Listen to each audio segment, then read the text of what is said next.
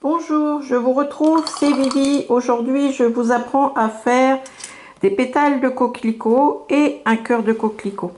Voilà, je vais essayer d'aller assez rapide parce que le tuto est sur le blog. Donc je vais juste vous montrer deux, trois petits trucs. Alors, voici les couleurs que j'ai utilisées. Elles sont dans ma palette. Alors, on commence par un seul pétale. Je vais commencer par le gros pétale de devant. Alors, on mouille la zone. Alors, moi, j'ai mouillé avec une eau sale, hein, parce que sinon, vous voyez rien. Voilà, je mouille toute la zone. Alors là, c'est de l'eau un peu rosée. Hein, voilà. Bien, bien, bien, que ça brille bien, que ça fasse le miroir. Voilà. Avec le rouge écarlate, je vais déposer en bord ma couleur. Voilà, vous voyez, elle part hein, tout de suite. Voilà, je vais y aller un petit peu plus, voilà. Je vais aller déposer plus vers le bas du pétale.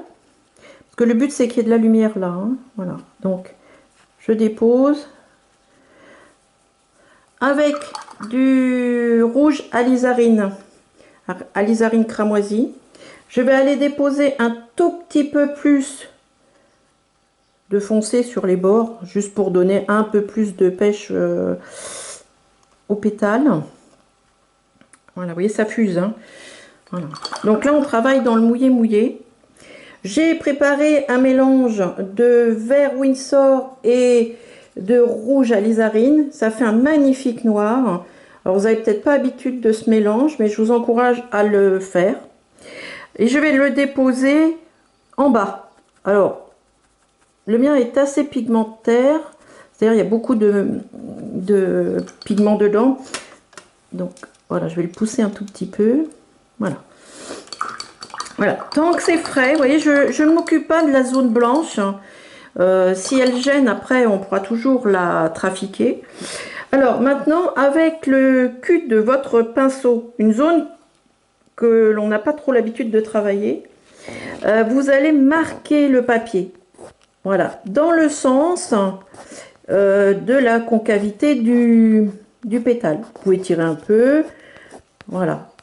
Vous pouvez passer un peu dans le blanc. Attention à ne pas me faire des petits trous dans le papier. Hein. Faites attention. Voilà.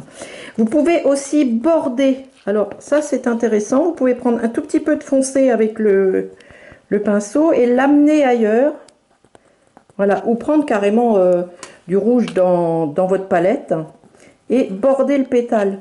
Ça peut être intéressant pour faire des jolis effets. Hein, donc là, je trempe carrément les fesses de mon pinceau dans la peinture, dans mon godet, et je vais l'amener directement sur ma peinture et je vais pouvoir border. Voilà, prenez l'habitude d'utiliser les fesses de votre pinceau. On appelle ça le cul du pinceau, c'est pas très joli, mais bon. Voilà, donc ça permet de faire des pétales. Si vous avez besoin de récupérer de la lumière ou si il se passe des choses pas très jolies comme ça, n'oubliez pas votre sopalin. Hop, on enlève. Et voilà. D'accord? Voilà. Alors maintenant, je vous montre comment faire les étamines. Alors, je reprends de l'eau un peu sale. J'ai fait le centre de mon coquelicot. Je vais mouiller. Alors moi, je vais remettre de l'eau sale pour que vous voyez. Hein. Voilà, je vais faire le tour comme une espèce d'ellipse autour du cœur de mon coquelicot. Alors ça se fait en dernier quand le coquelicot est fini, quand vous avez fait tous vos pétales et que c'est bien sec parce que sinon ça relève la peinture d'avant. Voilà, vous voyez, j'espère que vous voyez bien. Voilà. Là, je vais prendre carrément alors du gris de pen si besoin ou mon mélange précédent noir et je vais le déposer autour. Alors n'ayez pas peur, hein, ça ne mord pas. Voilà, je lave mon pinceau et avec les fesses de mon pinceau toujours, hein, je vais tirer pour faire les étamines. Et là, je vais profiter, alors là c'est un peu trop mouillé, je vais en tirer un peu sur le devant du cœur. et un peu sur le côté. Ah, oh là, je suis pas trop en face. Voilà, excusez-moi. Voilà, c'est difficile de gérer et la main droite et la main gauche. Voilà. Donc là, j'ai tiré mes étamines et je vais pouvoir mettre des petits points pour donner l'impression du haut des étamines.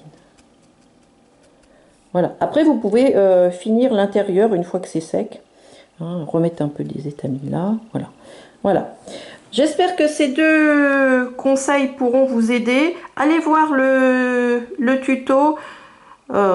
C'est toujours la même adresse. Hein, c'est SH Art. Oups. Cool. 91.canalblog.com. Allez voir le tuto. Je vous encourage à faire des coquelicots. Voilà. Alors, je vous montre le résultat. Voilà. C'est exactement ce qu'on vient de faire. On finit. Voilà. J'espère que vous viendrez faire un tour sur mon blog et que vous pourrez faire des coquelicots magnifiques. À bientôt.